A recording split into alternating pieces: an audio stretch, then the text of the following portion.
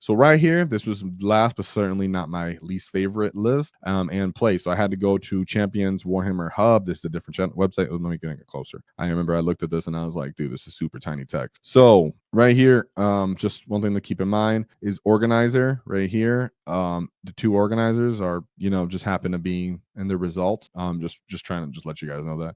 It doesn't mean anything because they clearly both tied. And actually the person who went undefeated with this Black Templar player going 5-0, these two ended up going for like some sort of tie. They tied each other and there we go, right? So, but I do want to still go over his list because it was fun and it was, good to go over. I zoomed in enough? Yes, I zoomed in enough. So we have Gazgul Thraka, Captain Badrock, Mazra Scrackback.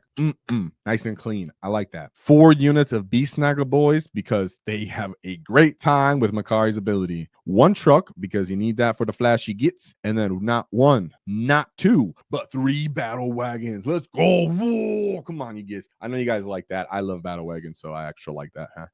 2 units of Gretchen, what my personal bare minimum is. Meganobs between kill cells for Gaz Bodyguard. 3 units of Storm Boys because he's like, I just need to move. I need the deep strike. I need the mobility. I need to run through terrain. I need to score. So what this says to me, now take into mind the context. The first list we went over, triple kill rig. Second list we went over, still had at least 1 battle wagon. And then now this list with triple battle wagons. Orc players are starting to understand that you can't just go for trucks because people too reliably kill trucks. Some of the same weapons that kill custodes kill trucks. And really taking advantage of, I just have this big thing for a stat check. You might not kill my wagon in 1 activation. You might not kill my kill rig in 1 activation. Even if you do, I have threat saturation. I still get to run into the middle of the table. I still get to pressure you. And it's less about me staging and hoping you can't get shots on me and understanding that you don't have enough high value shots for me, right? And that's really what people are kind of thinking, because forget the shenanigans. Grey Knights with their dreadnoughts popping those trucks. Necrons can somewhat pop those trucks. Leagues of Votan still enjoy popping those trucks, stuff like that. Battle wagons on the line, you're like, sure,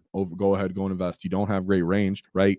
Death Guard with their entropy cannons even don't have great range. There's only 24-inch range. You keep all that into consideration. A Hellfriend doesn't have a great time shooting at a wagon, but has a great time shooting at a truck type thing. Okay. So all of those things taken into consideration, I want us to understand the context of the theme we're seeing here is Orc players are knowing I might need to tech more into kill rigs, and maybe we can look at wagons. That's what's for his list. And sorry, I'm at the bottom of this. I had to look over this. It was a little weird. So bear with me as I go over this. It's a different format. I usually don't use this website, but they did pretty decent for the most part. This was WTC. That's what these scores are. So they have margins of, I think, 10-point increments that if you get, greater than 10 point, then you get another point. So if you look here, these are 20-0. It doesn't mean the Leagues of Votan players scored 0 points on their side during the game. It means what it accumulated to ended up, the margin of difference ended up making it a 20-0. So Leagues of Votan as his first matchup. Let me scoot up here. We have a Brokir Iron Master, an Iron Here champion. 1, 2 units of the Hearthcon Warriors. No competitive or top tier list that I've seen or have understood with combinations use these guys currently, but they were where they were before. This looks like a bit of a older pre-data slate maybe list in my opinion, and he just tried to still make it work. 1, 2, 3, 4, 5 Sagittars because that's healthy. 3 Catonian Berserkers, followed by just 1 big brick of Hearthguard with the plasma guns, a land fortress, 2 pioneers, and that's it. He's really just saying, I'm gonna put all my Sagittars in the way. Here we go. You run out of volume in a certain sense here, and the Sagittars give you a false confidence if you have to run up to the middle of the table to score your primary, to try to score your secondaries. We can give you a false confidence, and we start tagging them, bagging them, beating them up.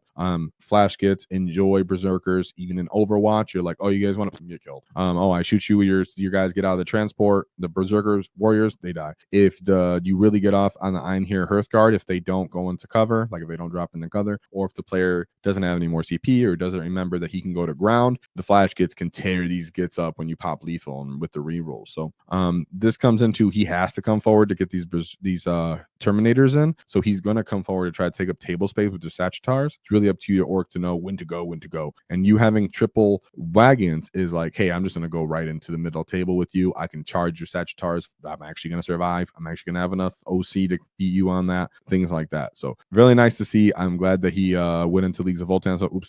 Leagues of Votan so early, and he 20-0'd them because, we ain't got no love for the shorties. So we have his second list going into the Grey Knight, the grayest of knights. So we have Brotherhood Librarian, and then a Grad Master. I appreciate the Grand Master. 2 librarians is pretty typical. Strike Squad. Already a bit more infantry than I'd like. 2 Inceptors, and then a Paladin brick, followed by 3 Nemesis Dread Knights. It's fine. Paladins are so expensive. Dropping with 3 is amazing, but you understanding as an orc person, screen so they can't actually drop on an objective. Battle wagons completely box you out. They're not popping your battle wagons, like I said earlier with the Nemesis Dread Knights. And so you're able to actually stage and play the middle of the table, still score your primary, kind of ignore their movement shenanigans for a little bit. Using those giant wagons to box people out of dropping in where they want to drop in is also pretty annoying, and you still get to retain the pressure that we rely on to beat Grey Knight. And then these Strike Marines, really the only thing they got going for them is their sticky objective. But once they get caught, then stuck in with us or start going with us, they just die. They just fall over. This becomes one of our easier targets, and you start to take those guys apart, take the Inceptors apart. Then they start lacking on their scoring potential because they're essentially Paladins and then a couple Dread Knights. And Dread Knights do not want to get close. They just get annihilated with their low toughness. I did it again, sorry. So right there, great job, 15-5. Then we go into his third matchup. The heck did I just click? Oh, I clicked on the guy instead. Here we go. So we have Thousand Suns, which is actually not a bad army right now. So we have the Armin, Infernal Master, Magnus the Red, Thousand Sun Sorcerer, and Thousand Sun Sorcerer in Terminator armor. We have a Brick of Rubik's Marines, followed by just one tiny Rubik, and then a Zangor, a Rhino, followed by Mutilix Vortex Beast, a big old brick of Terminators, and then Zangor and Lighten.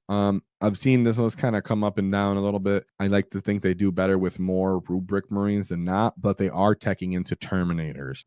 Do we have to keep an eye on that going forward? Not necessarily, as their army becomes 2 units for 1,000 points almost, when you consider the 1,000 Sorcerer plus a Terminator plus Magnus the Red, and there's everything else. Kill everything else as you can. If they give you Magnus and you have the tools to kill them, go ahead and kill them, but really kill everything else, because then they're not able to score their secondaries anymore, even if they're trying to kill you off primary, right? And they might be still scoring primary, but they're not scoring late game primary. You can still max it if you win second into them and then end up winning the game in that kind of way. So it is up to you to be cunning with them, but understand they have 2 units, well, including the characters, 3 units that make up 50% of their army, which means it's up to you to work around that. Then we have his 4th round, which he did end up losing to the person who got first place, and this was Necrons. And you can guess what they were because we're all creative. Hypercrypt. And then we have Chronomancer, Catan, Shard of the Nightbringer, Catan, Void Dragon, Luminar Caesaris, and then the Plasmancer. I was just decided I'll pull over the Chronomancer real quick in case y'all haven't seen. For the Chronomancer, when this model is leading a unit, each time this unit an attack targets that unit, subtract -1 from the hit roll. And then what really is important is in your shooting phase, after this model's unit has shot, if it's not within engagement range, that unit can make a normal move up to 5 inches as if it was your movement phase. If it does, until then a turn is not eligible to charge. So really it's Hypercrypt, come down, get behind you, be annoying. Because what he also has is this monolith, right? So his whole list based off, I'm going to put a Chronomancer in there, the Plasmancer in there. I'm going to have 2 units of warriors. One's going to shoot and scoot. The other one is going to have redundancy in the mid table for Great OC possibly. Luminar Caesaris is there, followed by 2 Catans. He has a couple of these Scarabs, 1 solo Locust Destroyer. They're so annoying and so great for scoring because they're just coming off the table edge like bam, I'm just one little model, bam, so it's really annoying. Followed by 2 Locust Destroyer units, 2 3-mans, and then a big old monolith. So Monolith being able to bring in units and then shoot after they've shot you. Monolith itself can fight pretty good. Try to get into combat with it and get stuck in with it. It auto hits you and beats you up. Great anti-tank shots. It can pop battle wagons. So really, he went for a skew with multiple battle wagons, and guess what? Monolith eats up battle wagons. A Void Dragon eats up battle wagons, and then you still have Luminar Caesaris walking around the mid table. A bunch of warriors for Great OC. We don't have great armor saves. He had just a bunch of 10-man units of boys, which means they're getting eaten up by Overwatch from some of those units. For that many warriors in that unit. So all in all, it happens. You brought a skew and then you got checked by another skew. That just happened.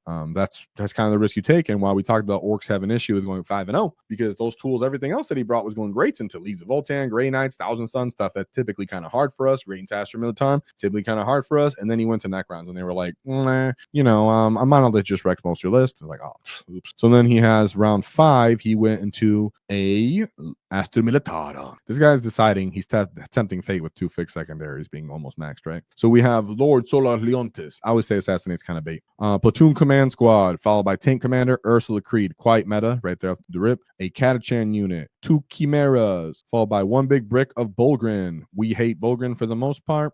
You know, gas helps you chew through them real quick, though. 2 3-man units of Bulgrin, a Earth Shaker Carriage Battery, 2 units of Kazarkin. Everybody knows you want 3. Only 1 Manticore, so there's not all that redundancy in the Manticore firepower. And then he has 3 Medusa Carriage Batteries. These are actually really cheap for their indirect, pretty awesome. And then 2 units of Scout Sentinels, followed by Cladius Assassin. So he went really, really heavy on the indirect. But what he lacks is the potential to pop 3 battle wagons from getting right in their face, playing the main mission, and then continuing to steamroll through what he has. Doesn't have a lot of infantry there either. He just has Catachan and then 2 units of Kazarkin. Normally, you're like going to bring them back in the backfield and haha, I got you, and come off table edge maybe and get some good damage off on you. But like we said, if you can't kill the battle wagons, you're taking up huge space, realty on the table, and then the guys just get out, run up into you. They don't even have to stage it, just get up into you where they want to. So that becomes a problem for the guard player. So great job to Marcus